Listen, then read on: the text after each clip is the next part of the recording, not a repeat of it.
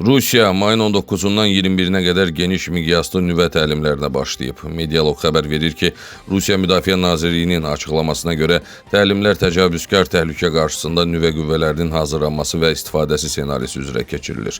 Təlimlərə 64 mindən çox hərbiçi, 7800-dən çox texnika, 200 raket buraxılış qurğusu və 8 strateji sualtı qayıq cəlb olunub.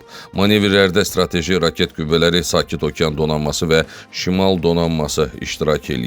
Nazirlik bildirib ki, əsas məqsəd düşməni çəkindirmə tədbirlərini məşq eləmək və qoşunların döyüş hazırlığını yoxlamaqdır. Bundan bir gün əvvəl Belarus da Rusiya ilə birgə nüvə silahları təliminə başladığını açıqlayıb. Rusiya ilə Belarusun birgə nüvə təlimləri Moskvanın NATOya qarşı nüvə gücünü nümayiş etdirməkdir.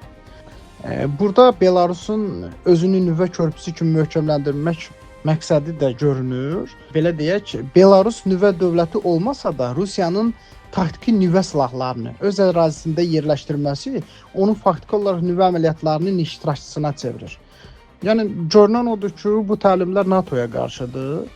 Moskva göstərmək istəyir ki, nüvə arsenalı yalnız öz ərazisində deyil, həm də Belarus vasitəsilə də Qərbə bunu göstərmək olar. Bu da Belarusun, belə deyim, rəsmi Minskin də mövqeyi ondan ibarətdir ki, o müstəqil nüvə dövləti deyil.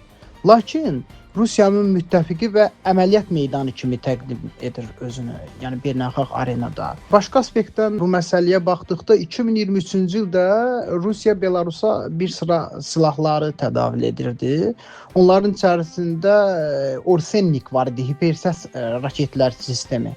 Və bu Belarus ordusunun həmin silahlardan istifadəyə hazırlanmaq üçün verilmişdi.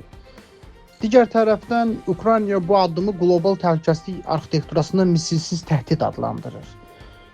Hadisələr onu göstərir ki, Belarus nüvə dövləti olmasa da faktiki olaraq Rusiyanın nüvə strategiyasının ön cəhbə iştirakçısına çevrilib. Artıq bunu yaxından görmək olur. Xatırladaq ki, Rusiya ordusu uzun illərdir strateji nüvə silahları ilə bağlı müntəzəm təlimlər keçirdir. 1990-cı illərdə bu manevrlər ildə bir neçə dəfə təşkil olunurdu. 2013-cü ildə isə Vladimir Putin nüvə qüvvələrinin qəfil yoxlanışını elan eləmişdi.